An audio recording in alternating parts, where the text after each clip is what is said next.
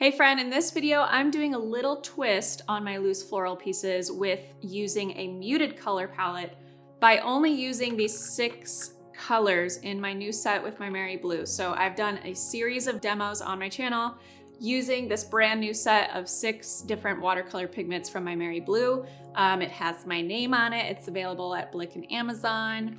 But I wanted to show you how you can mix up different colors using these really vibrant pigments from my Merry Blue, so you can get more muted tones like deep, moody mauves and purples and blue, gray, greens and such. So if you are struggling with color mixing or you just want to mix things up and you want to see this set in action, then this video is going to be perfect for you. So let's dive in. So here I have my 6 colors that I've been using this palette for all of the videos that we've posted in this series so far. So it's a little bit messy and dirty, but I'm mixing up quinacridone red with the mixture of purple that I got using some Prussian blue and some quinacridone red. I'm grabbing a lot of pigment on my brush. This is the size 12 Filbert Blooms brush from Princeton that I helped create. But I'm using a lot of pigment on my brush using dry brush technique to give this really textured, wispy kind of colored gradient edge on these petals. And I'm loving the way this is looking, and I'm just creating these bowl shapes for the top and the bottom around the center of the flower, and finding that point where all of my petals are pointing back to the same spot. That's going to be where the stem will go. And once I have my main bowl area done, I'm gonna fall away from that bowl shape with petals that are falling away from it, so pointing the opposite direction. And I'm mixing in some between some of this mauve color, I'm mixing in some brighter pinks or brighter reds to just mix up the hues a little bit here and there. But I love the way this dry brush texture is looking. So in order to get this look, you need to have a lot of pigment on your brush. And then I'm grabbing a little bit more permanent red light for this next flower, and I'm gonna point the top edge of the brush and scoop it in towards where the stem would be. Again, I'm using my imagination for this, but every single base of the petal should be pointing towards that same spot. And I'm using the side of the brush, the belly of the brush, the corner, top edge to get all of these different looks and varieties of petal shapes and techniques. And just by slightly grabbing a little bit more permanent red light in the mixture with that purple color that I had using quinacridone red and Prussian blue, we have a slightly different, deeper brick red type of color.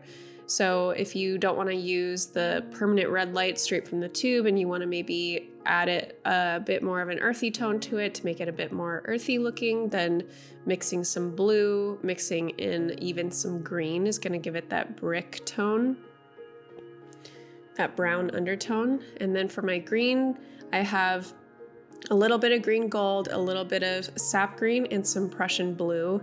And if I wanted to make this one a little bit more earthy or smoky, the green gold has some brown or obviously gold in it, so it's going to make it a little bit more earth toned. And I love the way this color is looking. I rarely use a color straight from the tube just as is. I love these colors straight from the tube, and I think that it's a great look. However, adding and mixing colors together, like reds and pinks together, or blue with pink, or maybe even a combination of over 2 colors, like 5 or 6 colors, just a little bit goes a really long way in terms of shifting the undertone color, the warmth of the color or the coolness of the color.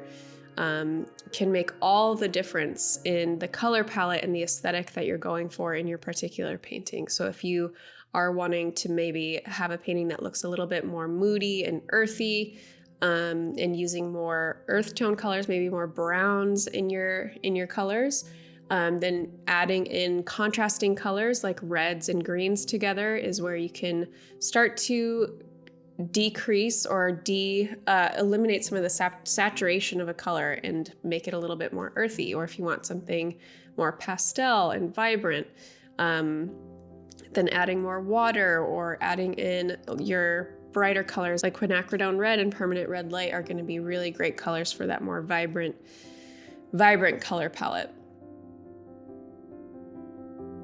Now I'm using my size 6 round brush and painting in some of these deeper blue color, kind of smaller bits and bob floral daisy type flowers.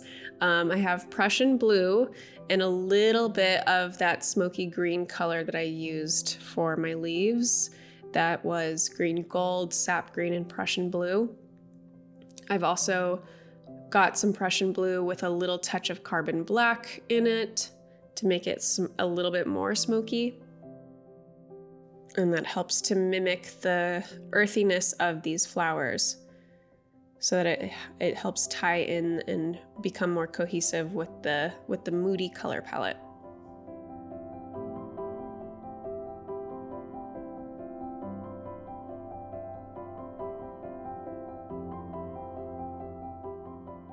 And I'm just sprinkling in these little flowers before adding in the bulb or center of each one of them once the blue part dries a little bit better.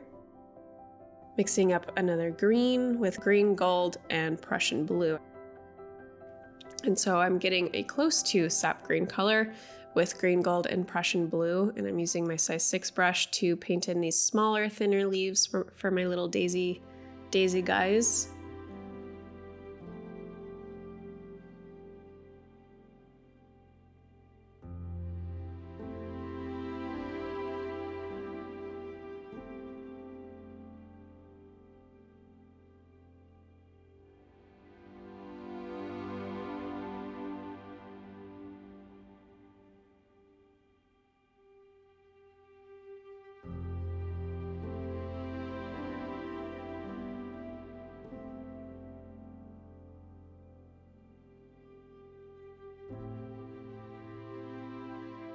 I'm just quickly painting in a few more stems and leaves, but just showing you guys just how wide this range of colors can be. When you have a limited color palette, you really aren't limited to just those 6 colors or whatever amount you are limiting yourself to. You have so many colors that you can mix up, so many values of those colors that you can create by adding water or taking out water and adding more pigment.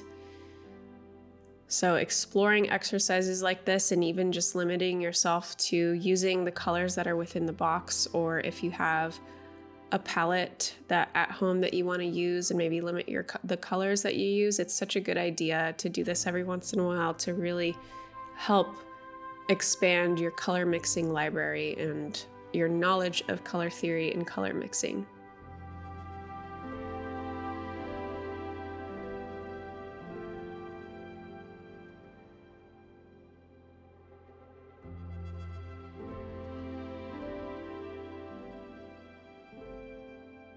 So this color here is mostly just quinacridone red by itself with a little bit of permanent red light to make it a bit more deep.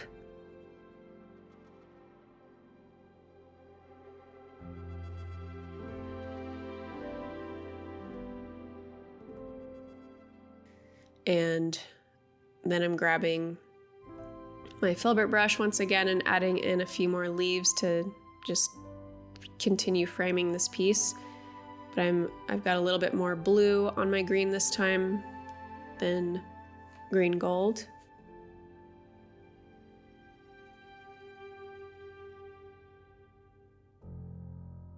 And as you can see, a fun, earthy, moody piece using just the 6 colors.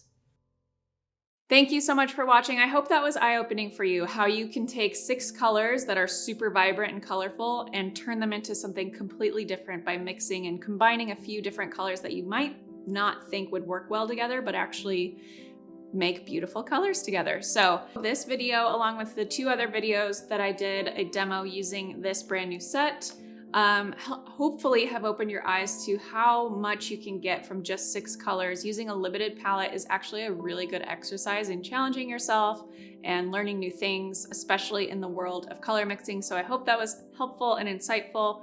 If you want to get your hands on this brand new set that I helped collaborate and create, go to jennarainey.com/Amazon or jennarainey.com/Blick to check it out. It's on both of those sites. check out both. Sometimes it's unavailable on one or the other, so just check out both. And thank you so much to My Merry Blue for sponsoring this video. Much love to you. You guys know I love My Merry Blue. Thank you so much for watching our videos. I will see you in the next one.